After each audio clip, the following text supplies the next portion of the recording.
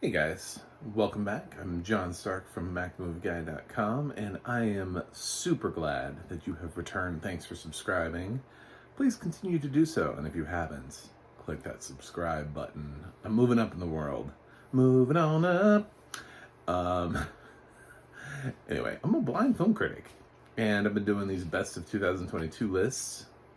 I did not plan this out, and I'm into February, but you know what? I'm just talking about things that are great, so who cares, right? These are all just like recommendations. These are my top 10 leading actor in a limited series picks. I'm gonna address one real quick. I don't usually single out a non-top 10 performance, but I do want to say that I when I got down to trying to figure out who made the list, I thought really long and hard about Trevante Rhodes from Mike. I think what he did was interesting. I think his impersonation of Mike Tyson is worth mentioning. The series made me incredibly uncomfortable with its somewhat comic tone of Mike's life and its seemingly apologetic look at, yes, he did these bad things, but this is why. That's kind of what I felt like Mike was doing by trying to introduce us to this fractured teddy bear at the beginning.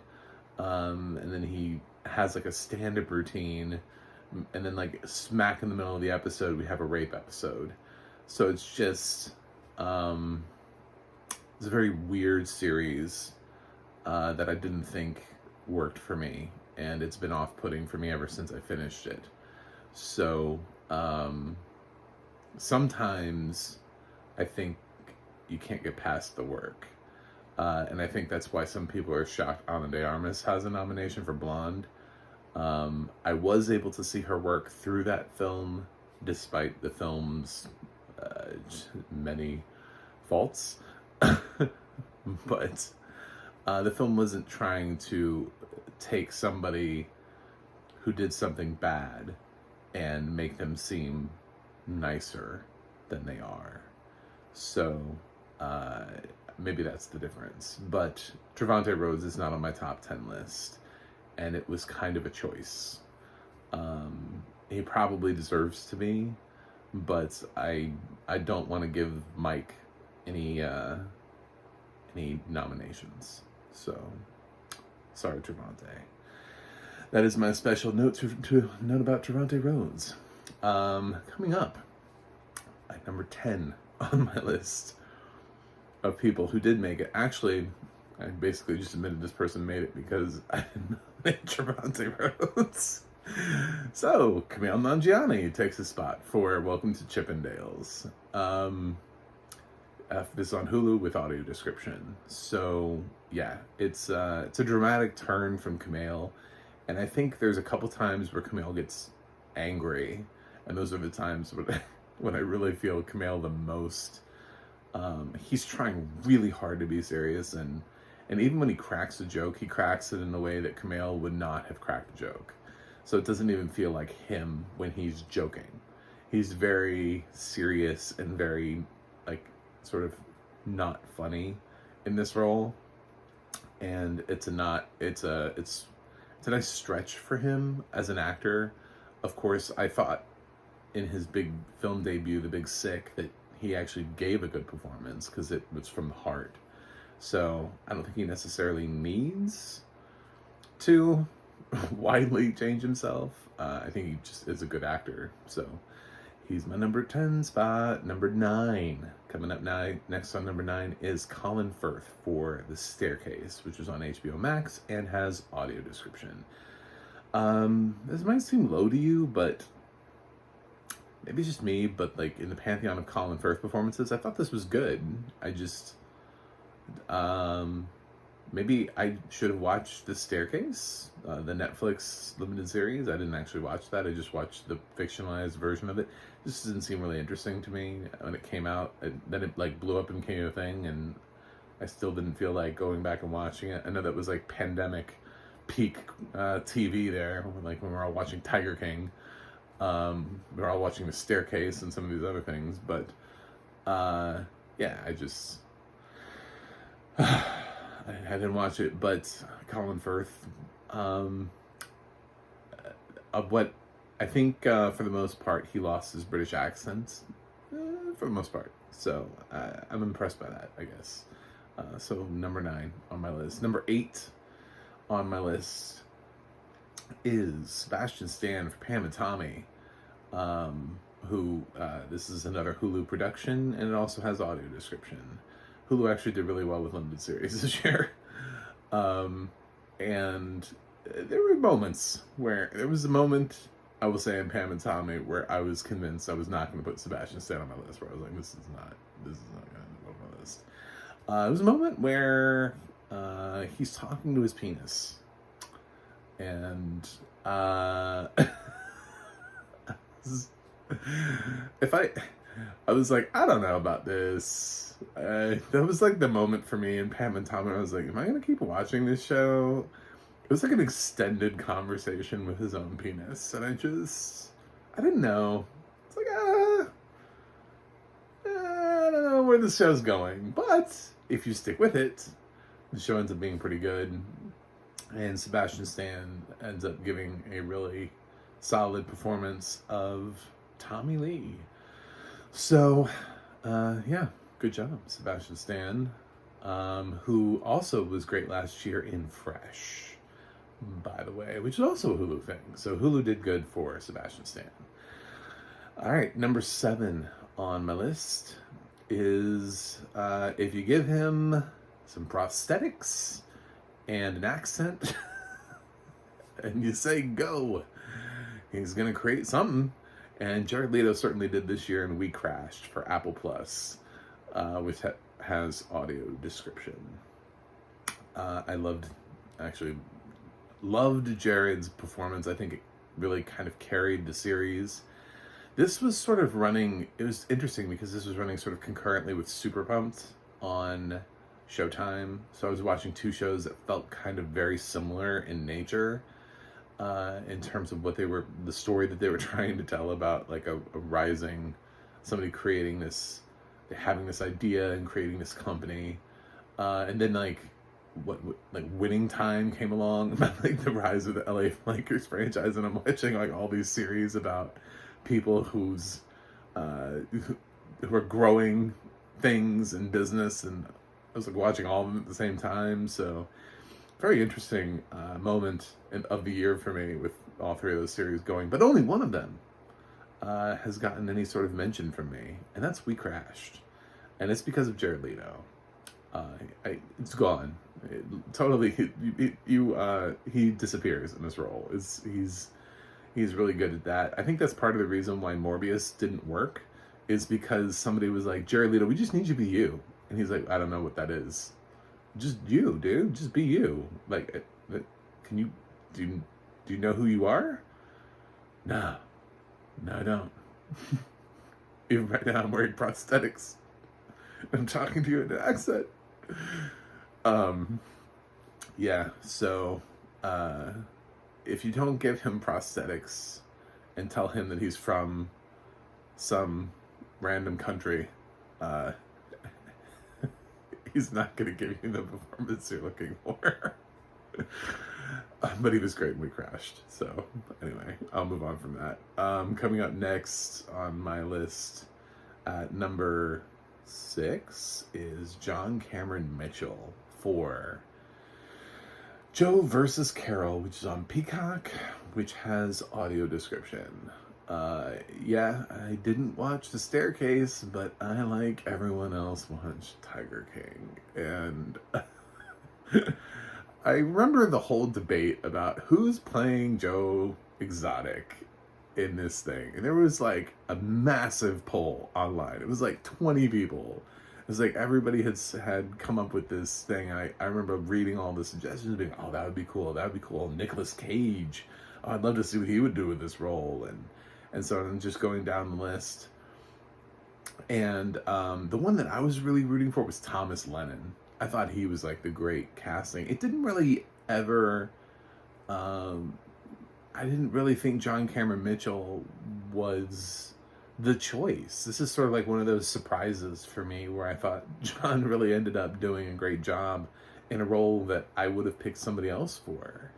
And I think that's what I really like about his performance is um, that he, I know John mostly is Hedwig, you know? So to me, him playing this like redneck um, is just so, uh, so completely, I mean, I guess there's like a little thread that connects the two characters, but so completely different from his breakout role in Hedwig and the Angry Inch. And it's just,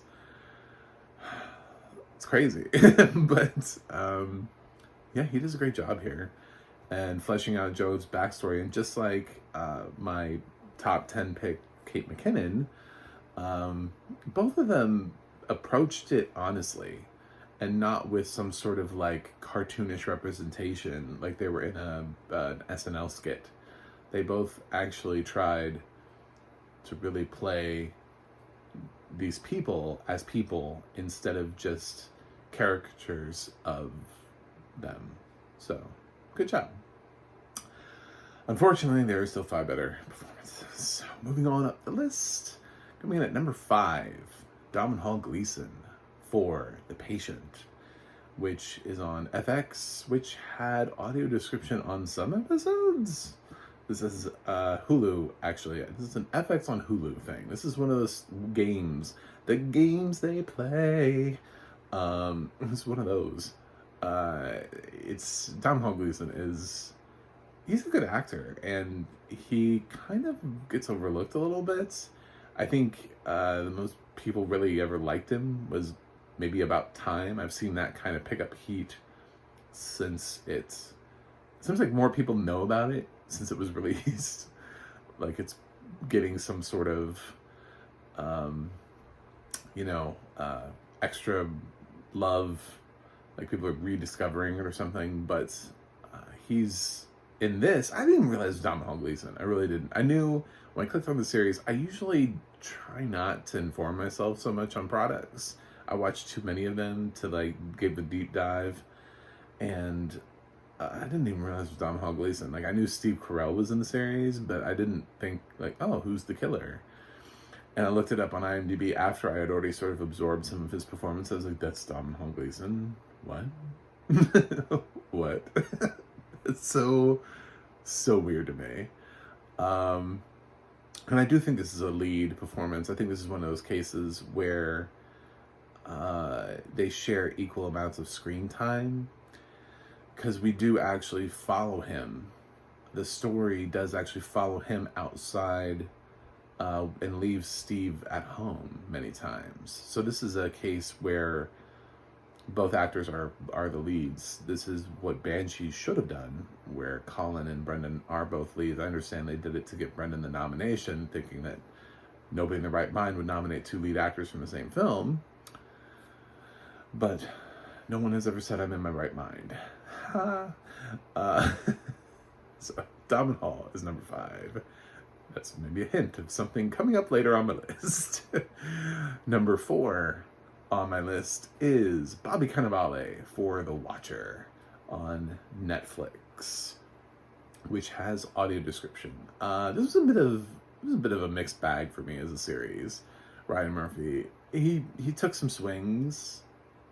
I don't think all of them worked. I think Ryan Murphy, that's what he does. Sometimes he takes some swings and they don't always work. Sometimes he swings and they work stupendously well. And The Watcher was kind of a grab bag of both. It had some moments that were like, oh my God, this is great. And it had some other moments where you were like, I really wanted to put Naomi Watts, because she's such a great actress in my top 10, but I felt like he just didn't do anything with her. I mean, she spends like half the episode just trying to have sex with Bobby Cannavale, and I'm like, she has an Oscar nomination. Can we please use her in something other than, the sexually frustrated housewife? Like, why did you call Naomi Watts for that? And to be honest, I never really felt like he lived up to Naomi's potential. I mean, she has like a couple good scenes where she gets to, sort of read somebody, but it's not really uh, it's what it is. But Bobby, man, watching Bobby lose his mind in the series was great. Bobby was right for the series from the beginning. The writing surrounding his character, just everything. Yep, great series. You could totally feel him. Just, I think Bobby put everything into this. And by the way, even though he's only in it for a few minutes, he is actually really good in Blonde, too. So, uh, it's it's not a performance that you would normally embrace, but when you think about what it is and what he's doing, I thought he did a good job there too. So, moving up the list. Who's next? At number 3, Samuel L. Jackson for The Last Days of Ptolemy Gray. This is Apple Plus with audio description. And Sam Jackson. This is a hell of a performance. When I kind of got to my top 3, this is where I got like any of these could win.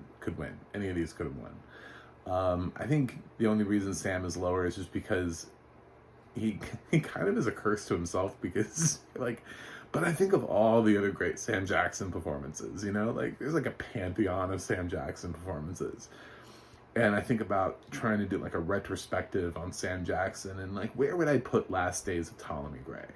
Like, how high up on the list of, ooh, you've got to see this to really understand who Sam Jackson is. And I don't know where, I feel like this would be like mid-pack for me. I don't know if it's his like iconic role, but I thought he did a really great job playing a guy that's losing his mind and then regains his mind and then loses it again, and takes us on this journey. And the whole series sort of hinges on his ability to carry it. We did get a terrific supporting performance, and she was in my top 10 supporting. Dominique Fishback was fantastic in the series as well. But it wouldn't have worked without a great actor in this lead role. So Jackson delivers a fantastic performance. And if you're a Sam Jackson fan and you haven't seen this, I don't, like, why? Why not? Would be the question. Why haven't you seen this? I assume if you haven't seen this, you're not really a Sam Jackson fan. So that's where I'm at with that. But great work from Sam Jackson this year. So who got above him? In number 2, my runner-up slot, Taron Egerton for Blackbird. This is on Apple Plus also, and it has audio description. And I loved Blackbird. It's actually a really short watch. I believe it's only 6 episodes, if I remember correctly. You can move through Blackbird. Paul Walter Hauser was my winner for supporting actor, and Taron Egerton was my runner-up. So that tells you how much I really love this series. And Ray Liotta was in my top 10. He just didn't win for supporting actor. So Taron, how do I properly give him his due here? I think you have to acknowledge that if you start the series at the beginning, the way that his character is presented is pretty straightforward. And if you think to yourself, okay, this John guy is crazy, this is not an award-worthy performance, I wouldn't fault you for that. Like, if all you're watching is the first episode of Blackbird, they're presenting him as sort of your average run-of-the-mill criminal in many ways. You're supposed to pick up certain aspects of his personality that help him achieve what he needs to achieve as Blackbird progresses. There's a scene later, actually there's a couple of scenes where he's really great. One of them is after he's been tasked to befriend and try to get a confession out of Paul Walter Hauser's character. He's sitting there and he's befriended and he's earned the trust, and Paul is telling him a story. And you can tell that Taron, who's really not that bad of a guy, um, is having a really hard time with it. And even in the audio description, and the way that the story was told and the scene was set up, it's just amazing. It was an amazing moment for Taron Egerton as an actor. I think this might be the best thing he's ever done. And yeah, that includes Rocket Man. And it's a tremendous performance. Later on, he's frantically trying to remember all the details. He's in solitary confinement. He's got the number of the person he's supposed to call, but he's trying to remember everything that he saw, everything he was told, and sort of losing his mind. But he knows it's important. He knows the work that he's doing matters. That he'll be able to bring people closure, and he'll be able to put a monster away. So it's a beautiful performance from Taron Egerton. Really strong, really good. Blackbird. I guess you'll have to see how far it is up on my list tomorrow of Best Limited Series, but I'm a big fan of Blackbird. So, and there was one performance this year that really spoke to me and really hit me even harder than Taron Egerton, which I didn't think was possible, but that's Steve Carell in The Patient, which is FX on Hulu, which has audio description on at least some episodes. I don't know. Hulu's weird. They could have gone back and added audio description to all of the episodes, because they be like that sometimes, you know? So when I watched it, I got occasional audio description. Yeah. This was one hell of a performance. It starts off kind of like, okay, so he's a therapist. And then you get this therapist, and he's put into this sort of tremendous situation, being locked in the basement and having to try to convince a serial killer to not kill anymore. And he's afraid for his life. He's afraid for the life of others. And he's in a situation, he's out of his element. And he's thinking about his own life and the people that would miss him and are looking for him. He's thinking about the people, if he's not able to stop this person from killing all the people that will suffer and continue to suffer. But he knows that if he doesn't succeed, that he'll never get out. He'll never see the light of day.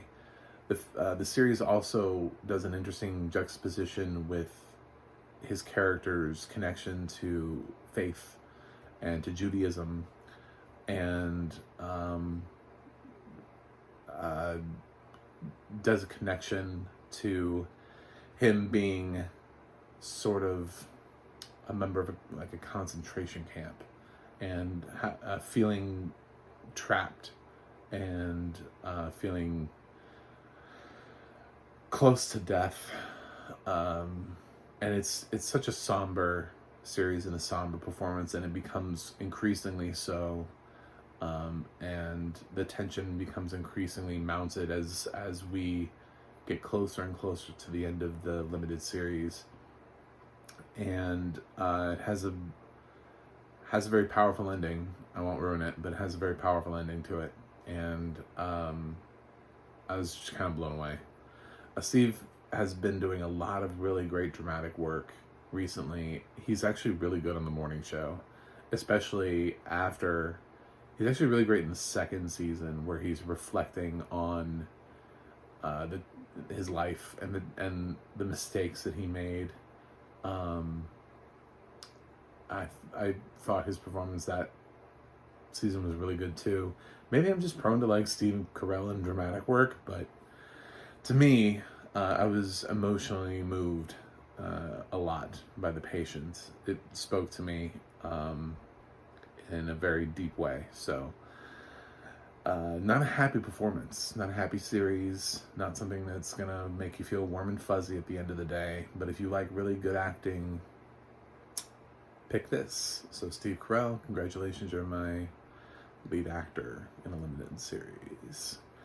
There you go. That's my top 10. I feel really good about them. Some great work this past year. So we'll see what happens in 2023.